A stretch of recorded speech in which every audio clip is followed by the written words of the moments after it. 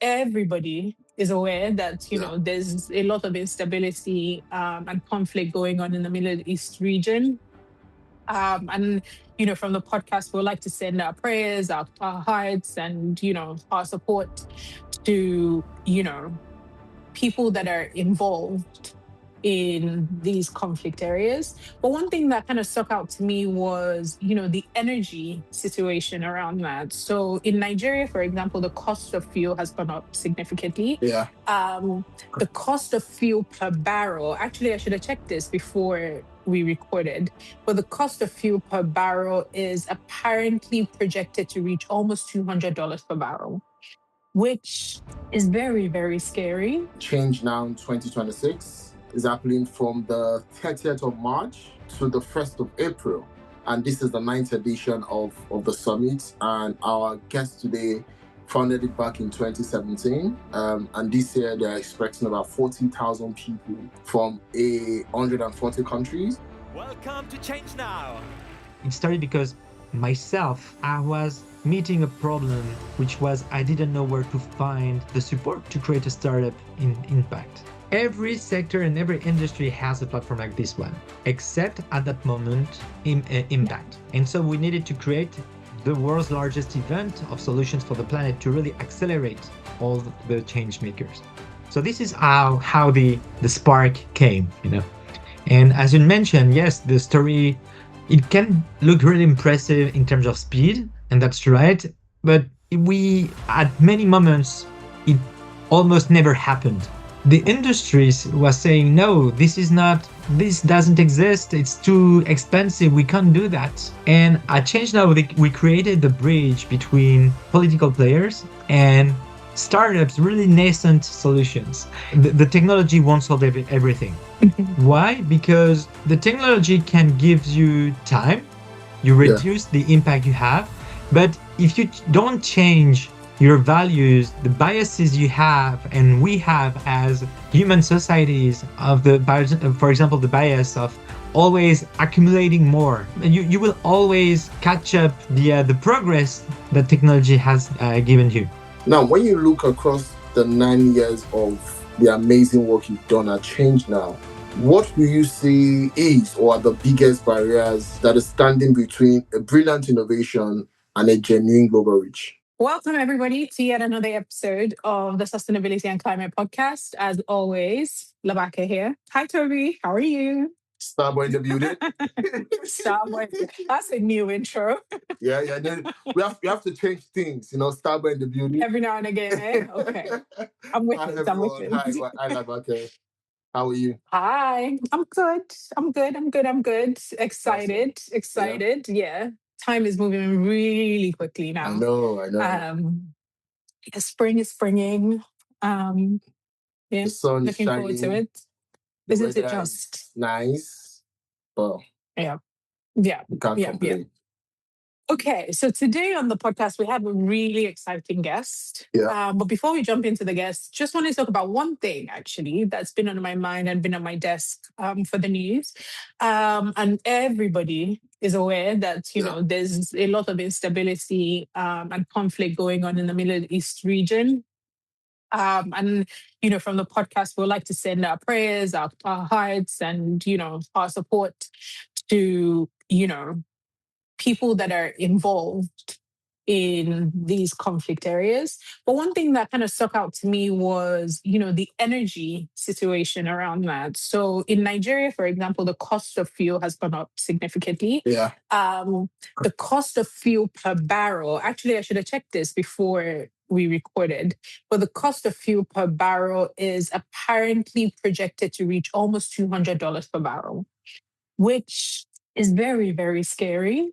Wow. But what's interesting about that, though, is the rise of, the cost of fuel and, crude and all these things that power, the fossil fuels that power energy, is also making people think more about clean energy solution and renewable energy solutions that are not as sensitive to geopolitical shocks, potentially, and how people are thinking about the oil and gas price surge and the need for, power supply to be more rooted in renewable energy as a form of protection, as a strategy against, the volatile fuel costs. So things like wind, things like solar, having a new, benefit, if you will, from a standpoint of price stability. So basically, once you've installed it, you're getting your energy from natural and renewable sources, as opposed to sources that,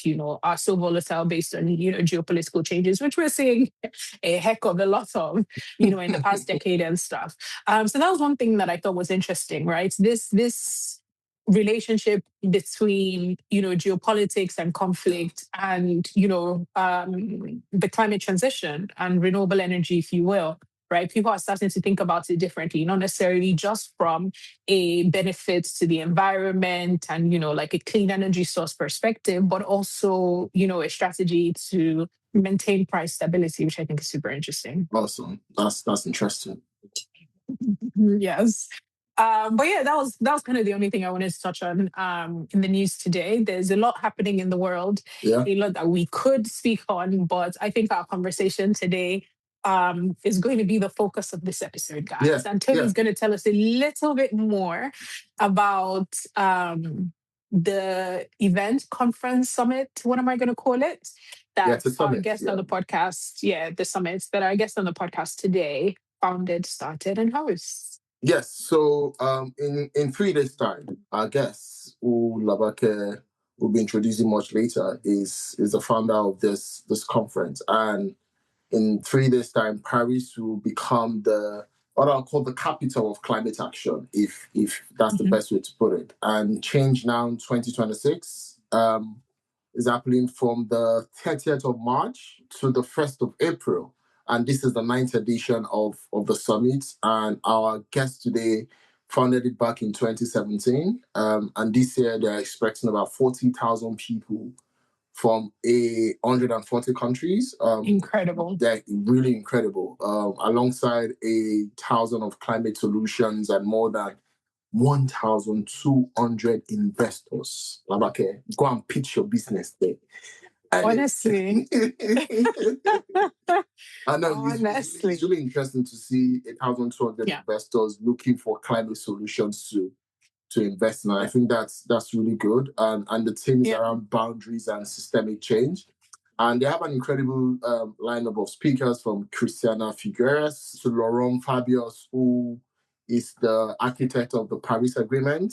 And we are recording this with a man who is currently preparing to welcome the world to Paris. And we are very glad that he has made some time for us first before attending to the world. And so we are really, really honored to have him on the podcast. And when we come back, Labake will be introducing our guests to us and letting us know what's on the table for you guys today. Because as always, we bring you very, very hot. Like there's a song in Nigeria that says, Ugbuna Feli Feli. But yeah, stay tuned, guys. We'll be right back. Welcome back, everybody. On today's episode, as we've said, we have an incredible guest. We have Santiago Lefebvre. I hope I said that correctly. My French is very spotty. That's perfect. Yeah. Okay. Santiago is the founder, CEO of ChangeNOW. Starting from a background in finance and as a tech entrepreneur, he was inspired, which I want to learn a little bit more about, at COP21 to start ChangeNOW and, support entrepreneurs in getting funding and scaling their solutions. So the ChangeNOW Summit, which in the first 3 years apparently brought together over 1,000 solutions and 30,000 changemakers annually from around the world. It's the largest global event of solutions for the planet. And today we're going to learn a little bit more about what inspired Santiago. Welcome to the podcast. Wow, thank you. And thank you for having me. Awesome. Okay. So the first question I have for you on the podcast is, as I said, ChangeNOW has grown incredibly into one of the world's largest gatherings for climate solutions.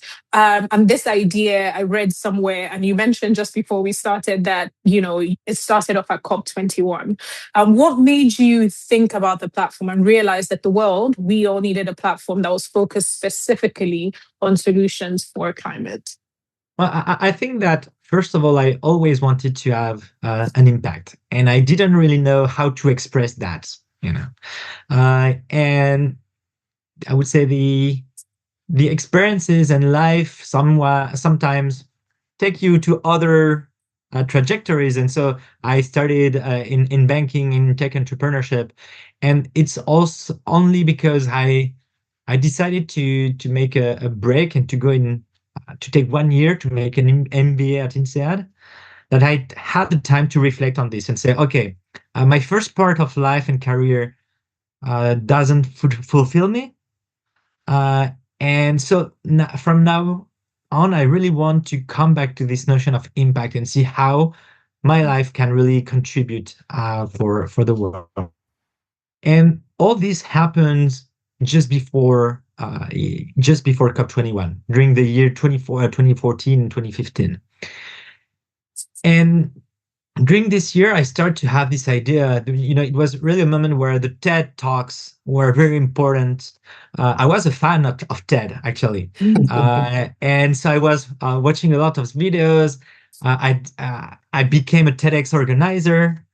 I started to meet great entrepreneurs with great ideas for the planet.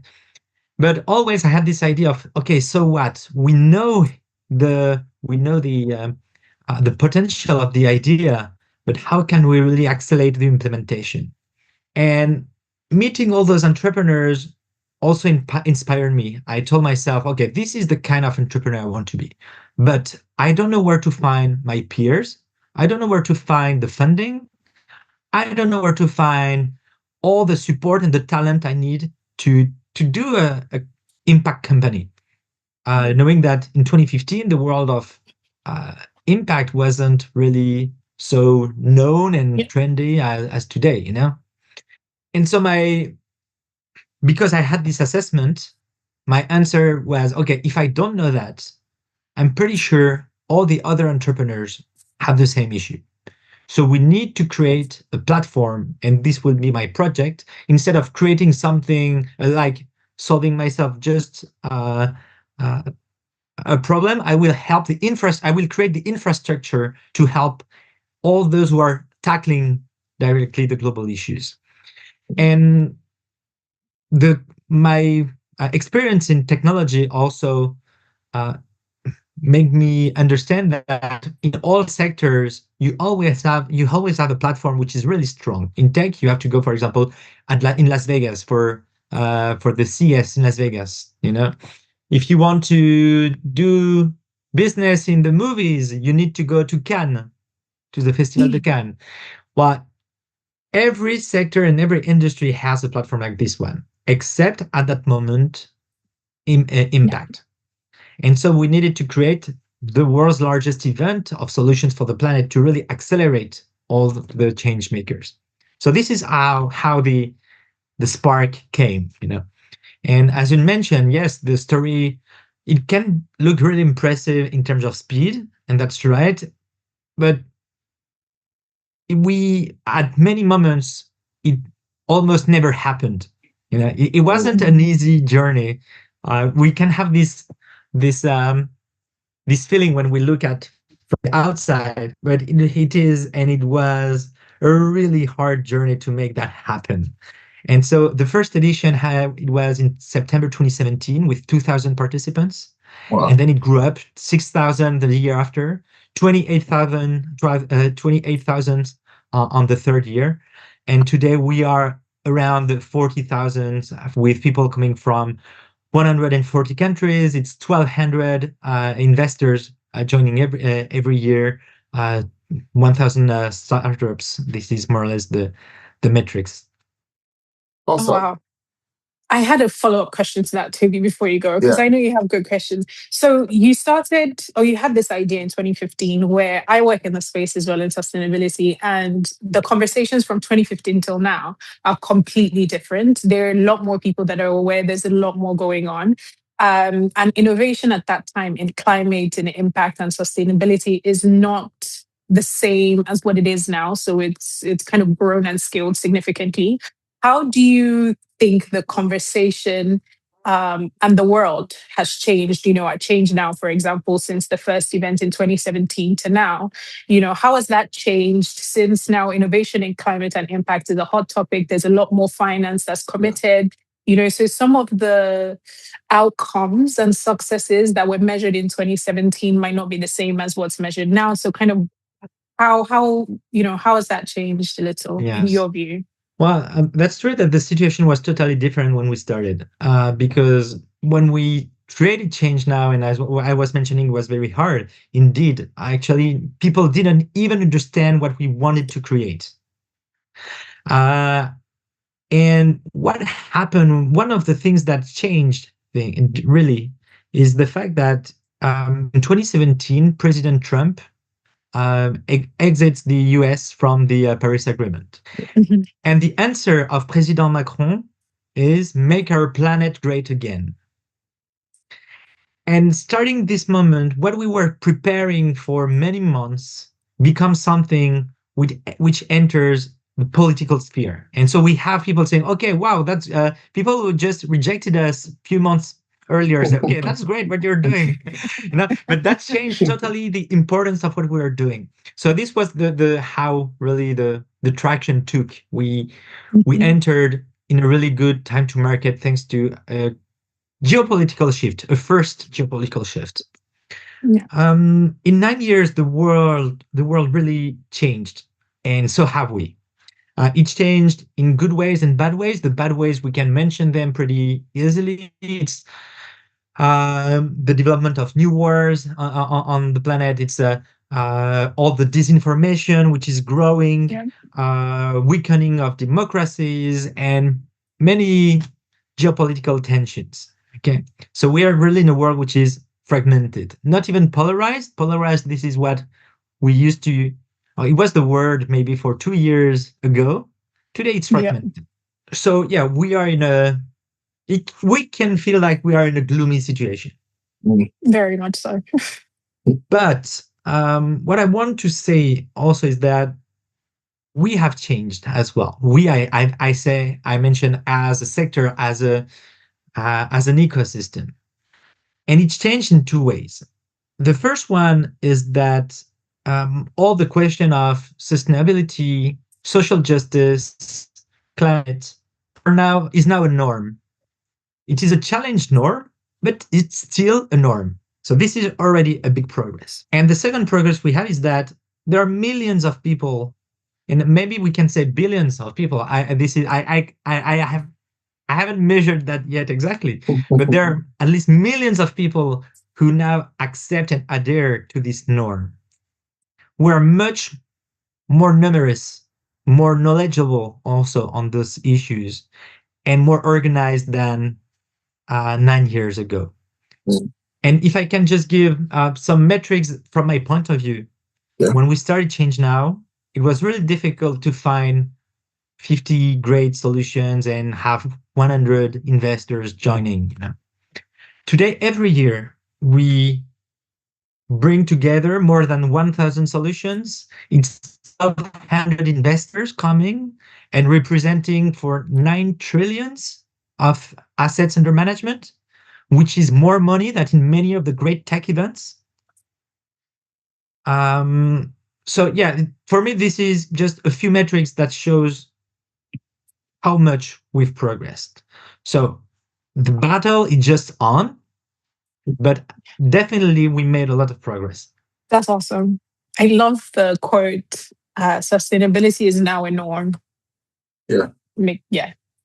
You see, you mentioned something at the start of this conversation that you have your career was in finance and technology, right? Which on the surface it might seem like unusual launchpad for a climate movement like yours. But the more I think about it, the more I see that those two words, they actually give you something which I would say many impact leaders genuinely lack, a sense of what scaling infrastructure actually requires.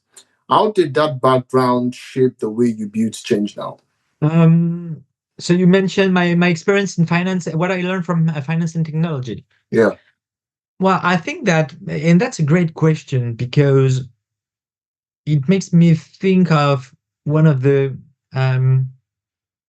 key elements of success of this of ChangeNOW,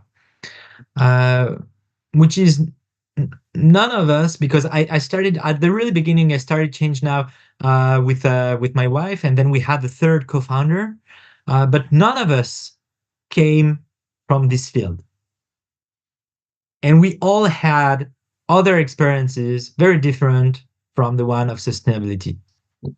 And I say that this is a key factor of success because we were at a moment where we needed to translate in a new language what was happening in the sustainability field. We needed to talk sustainability with the language and the codes of the technological of the tech world. We needed to talk sustainability with the codes of finance, with the ones of marketing, with the ones of our different sectors. And so we were there like newbies at the really beginning, trying just to create the bridge between the worlds. And so yeah, this is, I would say, maybe the how this experience in other sectors helped us create ChangeNOW like this. Okay. And again, I have a follow-up to that, because I want to imagine that when you first entered the impact space, you saw a gap, right?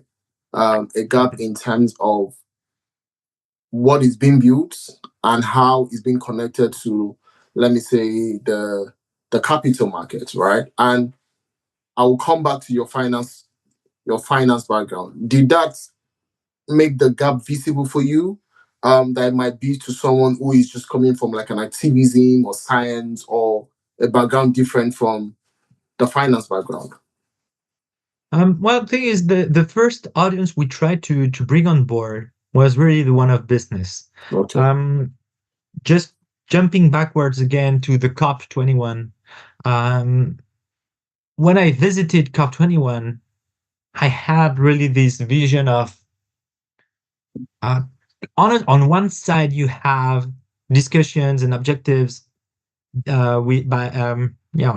orchestrated by the leaders, institutional leaders. You have institutions on one side.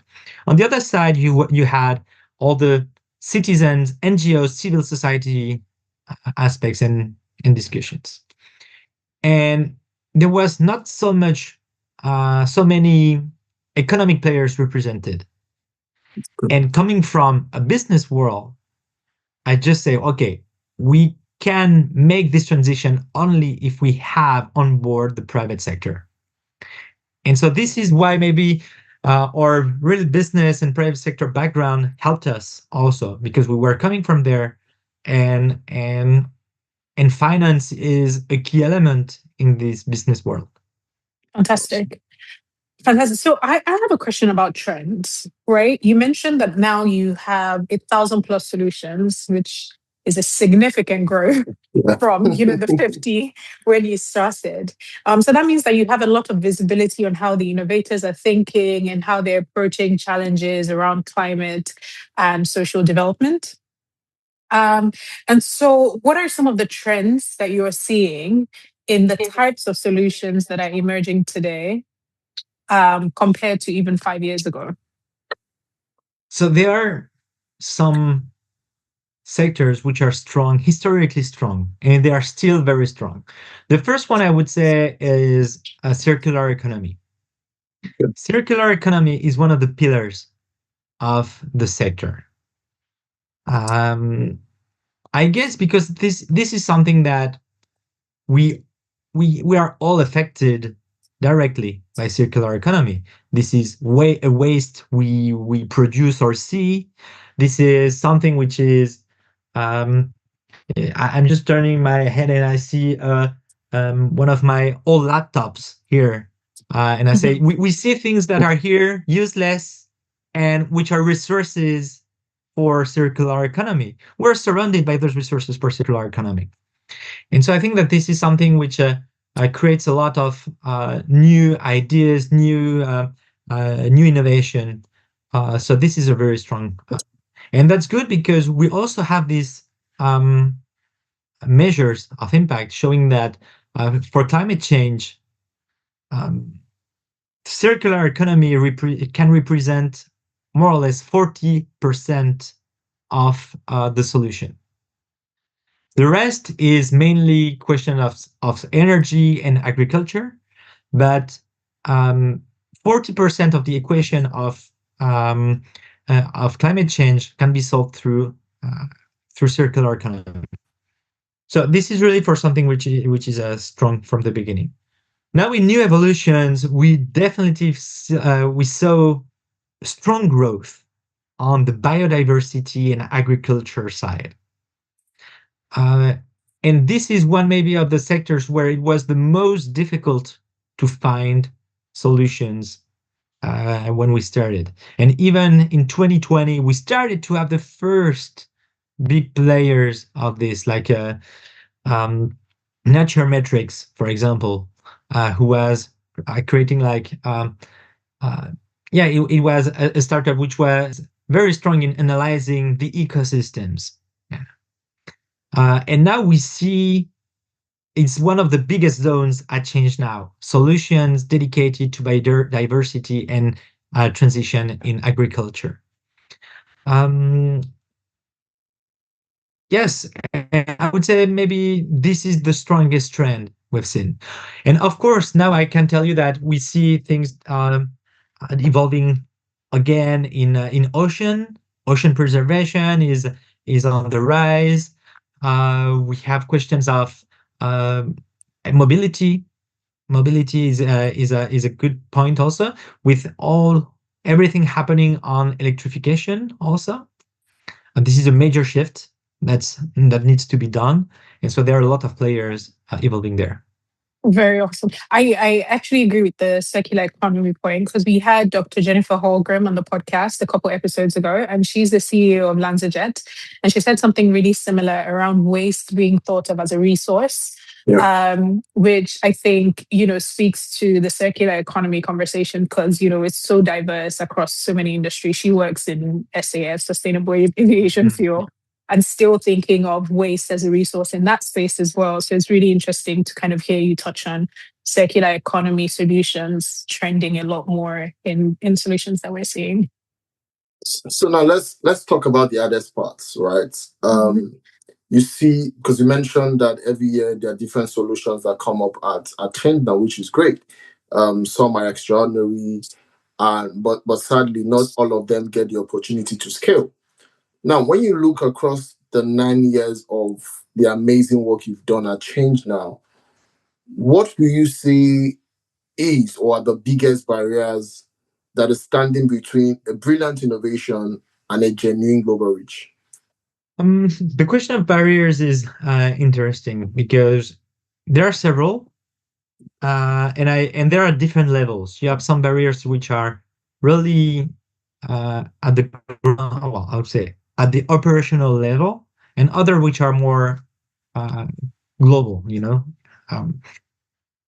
If I go first to the more operational level, and I will cover in all. I will cover three issues I see. The first one is the one of funding, but I don't mean necessarily the funding through investors, because funding can also be gained through clients.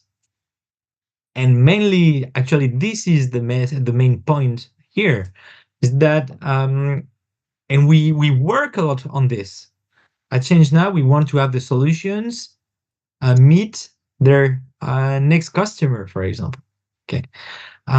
So there are a lot of histories like that, of collaborations that happen. But before thinking of fundraising, we need to find clients as a startup for any startup. And so this is the first barrier, because there is always some people are waiting for social proving. Yeah. That other starts, and if that works, we go. You know. Yeah. And we know many of people who are courageous and take the first step and say, okay, let's make a test. And usually when they do that, this is always a success. But we need more people to have the courage to say, okay, let's try it, and see how we and what happens, you know? So um, that's the first thing. The second point is one on regulation and stability of regulation mainly. Um, because, and I take here a European example, but the CSRD, which was a European law to make sure that we have all the traceability in the value chain.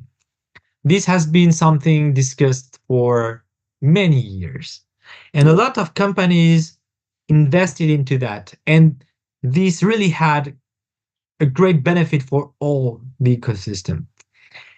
And in a very short term, with a disruption at the political level, CSRD has been uh, drastically reduced, strongly reduced.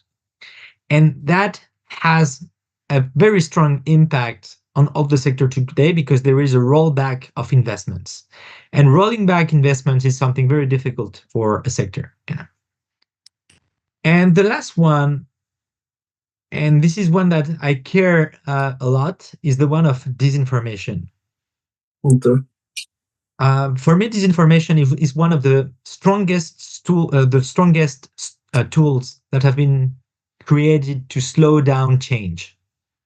You create a sphere of doubt, of division also, because when you are too polarized, there is no way to make political decisions, collective decisions.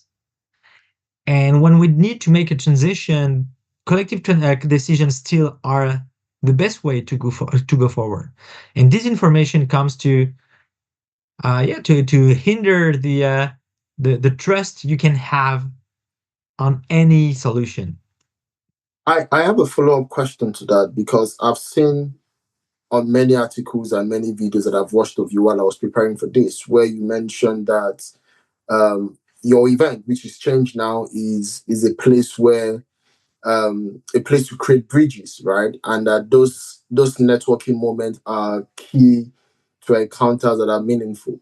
I would like if you can share with us an example of a bridge that was built at ChangeNOW that actually changed something in the real world, something that simply would not have happened otherwise, but it started at ChangeNOW.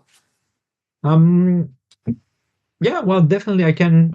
There are many stories. I'm just trying to pick the one. Yeah. But there is one who, in terms of real impact, is strong because it was a moment when so I start with this with the assessment first. When you are clothes are full of plastic, and every time you wash them, there is a lot of micro particles of plastics going to the water and in the seas, in the ocean.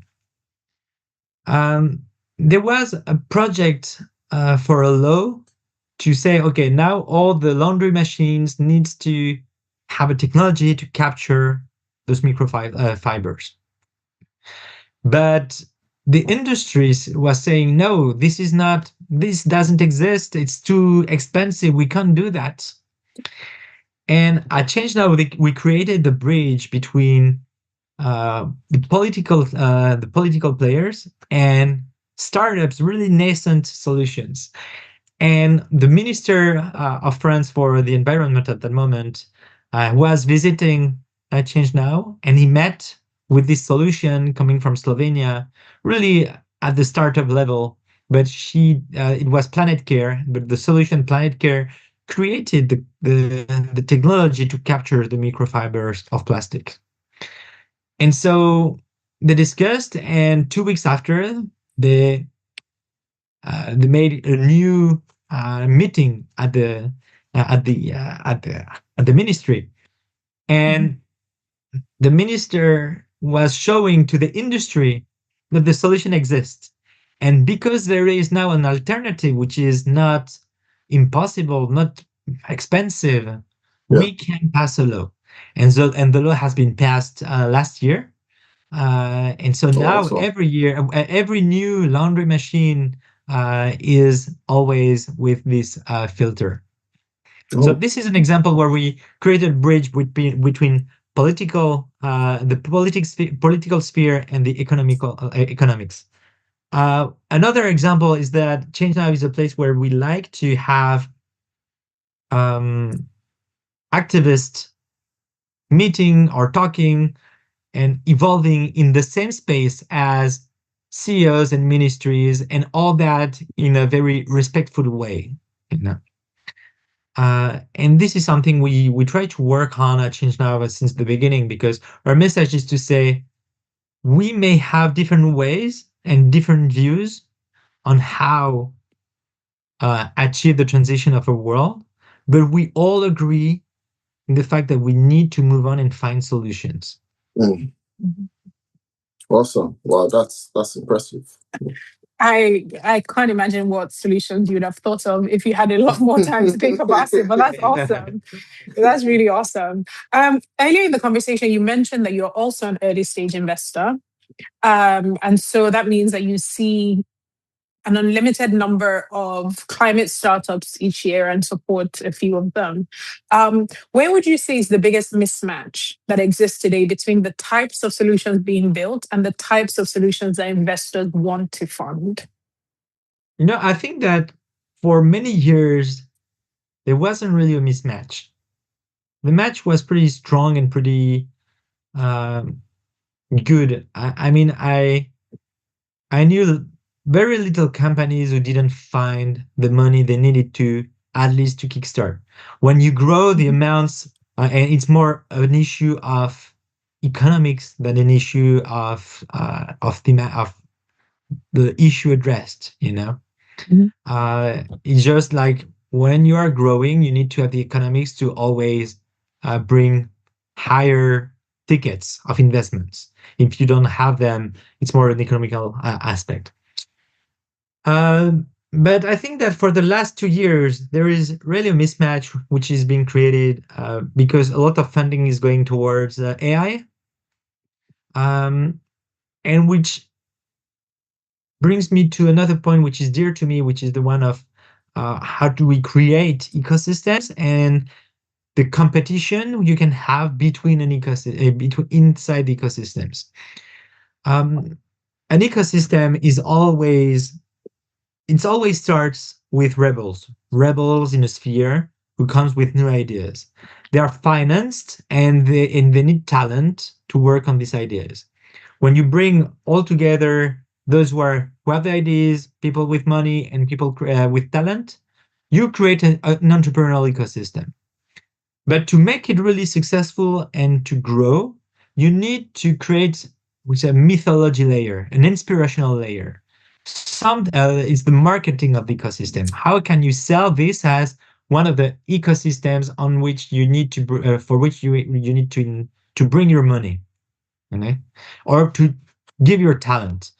The Silicon Valley was really strong on this with at the beginning of the 2000s. Everyone wanted to go to San Francisco and in the Valley, and lots of investors wanted to put their money there. And this weakened a little bit.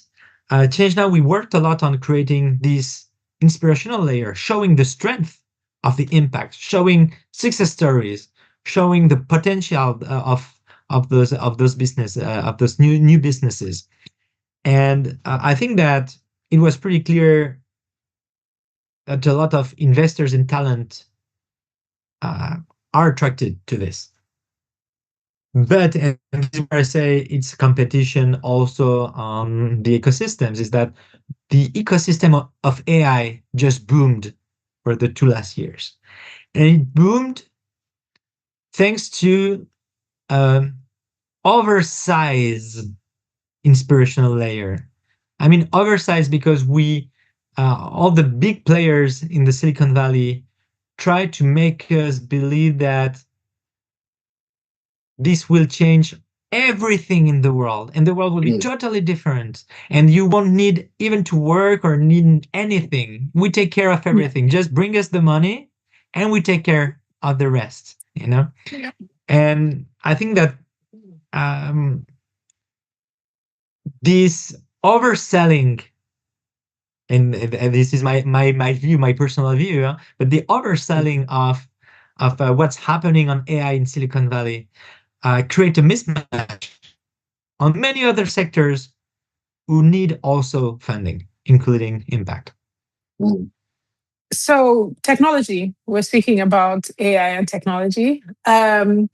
It's often thought of as the engine of climate progress, right? But without changes in policy, in markets, in behavior, which a lot of the guests that we've had on the podcast have kind of spoken about, without changes in these spaces, innovation and technology is not going to make the size of impact that we want to see it make. So, what do you think about the balance between technological innovation and systems change when evaluating solutions? I think the solution you mentioned about the washing machines and the laundry is a very great example of that. But yeah. Yes. Well, this is something that which is important also in the way we address the issues at ChangeNOW, is that you won't be able to, the technology won't solve everything. Why? Because the technology can give you time, you reduce the impact you have, but if you don't change your values, the biases you have and we have as human societies, of the bias, for example, the bias of always accumulating more. At some, you will always catch up the progress that technology has given you.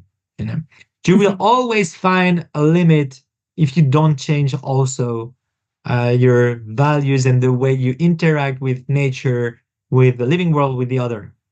Mm. Um, and I like also to refer sometimes to equations, but if we take, for example, well, just one very big, but the one of climate change. Okay, for climate change, you need to reduce your emissions. Okay, but just by reducing your emissions, according to me, you will never reduce enough to really be at the at at neutrality for the planet. So you need to reduce and you need to improve with innovation, but it's always in the two sides. You do the balance in the two ways. If you just do technology, you are really far from reaching the objective as well. So always the two together. And maybe I'll finish the answering this question with that. I'm reading right now a book of Leonardo da Vinci, um, because I am a big fan of the Renaissance. For me, we are right now living a moment like the Renaissance, where we're redesigning the way and the place of the human being in the world, and with a lot of great innovations, great of new visions, values, etc. So for me, this is a new Renaissance we have the chance to live right now. And in this book, they were saying that the strength of Florence at the Renaissance, it was a place where technology met new ideas and also art.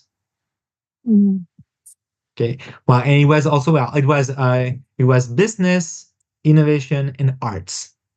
If you put that together, well, you can redesign a very you create a very creative space. Okay, and again, if you come to ChangeNOW, you'll see also a lot of arts, you'll see a lot of businesses, and you'll see a lot of innovation and new ideas and values. Awesome. I was literally saying to Toby that I'm going to try and be at ChangeNOW this year because I'll be in London. So yeah, wonderful. I'll come find you. Yeah, with pleasure. Looking forward to it. Let's talk about the global south for a minute, right? Because some of the most compelling climate innovations I've seen are not coming from Silicon Valley, right? They are coming from my good friend Kenya, Charlotte. They are coming from Accra, from from Lagos. And these innovations are they were born out of necessity because they've been designed to work with the fewer resources that they have and also the different constraints in these different countries. What advantages do those innovations actually carry, and why does that matter to the transition beyond just representation? Well, the first thing, and I think it's true for the global south, but other parts of the world too, is when the solution is created out of a necessity. This is a very strong element of success of a solution. If you try to create something more out of the idea, saying, okay, there is this issue, let's see how we can maybe create solve that, but without starting from the ground, I think this is not, well, this will always be more difficult to find and to convince customers. When Charlotte started Mukuru Clean Stoves, she started to create it for her and her needs. Yeah. And because she did that, and she knew that there were many other people who had the same issue. And so she had her customer base very well identified. This is what I was saying at the beginning, is that finding money is first of all finding customers, and if you find that, you have all the rest, more or less. Yeah. This is, I think, what makes the solutions, most of the solutions coming from the global south, very strong, is that they're rooted in real necessity and real demand. And I'm mentioning that, and I was saying other parts of the world, is that if I take just the example of ChangeNOW, I told that at the beginning, it started because myself, I was meeting a problem, which was I didn't know where to find the support to create a startup in impact. So always try to identify something which solves a problem to you personally, and you'll manage to convince many other people. I agree with that. That's a great way to look at it. You can find that's a great way to look at it. Okay, so rounding off the conversation, we like to look ahead, future view, if you will. And you touched on this a little bit earlier, where you gave us some sectors, right, that are trending. You see kind of trending in the solution and innovation space. But my last question is very similar to that, but more so, which of these sectors do you think are currently underestimated, but could become major drivers of the sustainability transition? Well, for me, I would say very, very straightforward answer on this. I would say the agriculture part, and all the field which is in development around regenerative agriculture. I think this part really fascinating. We recently discovered that the way we're doing agriculture for many years is not the right way to do it and to treat soils. And we are doing in a way which is empowering the soils. And in many places of the world, well, this is the number which is said in different places. There are some there are some fields which can just live for 50 more years. You can do 50 more crops, and that's finished. And I think that's pretty scary. And there is a new whole field of science, of practitioners in the agriculture who are showing and leading the way for regenerative agriculture, an agriculture which will feed the soils, do not destroy all the microbiome, the bacteria, the living worms, and everything which makes the soil a living soil, and which is so necessary to grow our food. And for me, this is a total strong revolution. For me, I like to think things in great masses. And for me, when you look at the industrial revolution, there was also an agricultural revolution going with it. I think that it's time, and we have the capacity to create an agricultural revolution today as well, starting from this new field of science, which is the regenerative agriculture and the living soils. Fantastic. Fantastic. I think agriculture is where we should start to. Where we should start to. Those are all my questions. Those are all our questions. Thank you so much for coming on the podcast. It's a been pleasure. Yes, it's been an incredible conversation. Thank you for your wealth of knowledge. We've appreciated your generosity of answers. Well, thank you, and we'll see each other at ChangeNOW then. Yes, I will look for you. All right, thank you so much, Santiago. Before you go, in as much as it provided an interesting conversation, this is my favorite part of the podcast, right?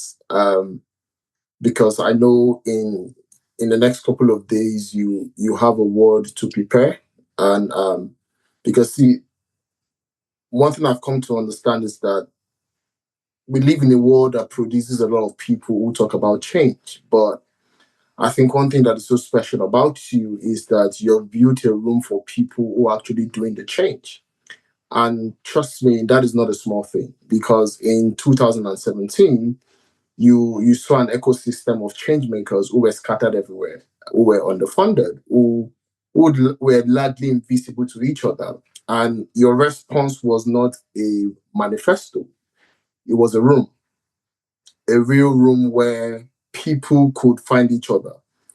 And 9 editions later, that room holds 40,000 people from 140 countries. See, that is not just scale, that is proof. And in a couple of days, among the 40,000 people walking through those Grand Palais doors, there will be young funders from places that they rarely get a seat at the global table. But for them, ChangeNOW might be that moment where that idea becomes a reality. The moment where someone believes in them, the moment where someone sees an innovation and said, I want to fund that innovation. Trust me, that is your gift. And it matters more than any metric. And so on behalf of everyone, myself, Labaka, and the team, and on behalf of our amazing listeners who are from across 100 countries, want to say thank you. Thank you for building that room, because it has been a genuine honor having you on a podcast. And if there's nobody rooting for you, I want you to know that I am rooting for you, right? Because we are rooting for everyone who walks through those doors in the next couple of days. And we cannot really wait to see what comes out of it. So I want to say thank you so much for your consistency and for delivering the change that we want to see, because we get to see a lot of conferences and we don't get to see what comes out of those conferences. But I think from ChangeNOW, we hear, we see, and we feel the impacts.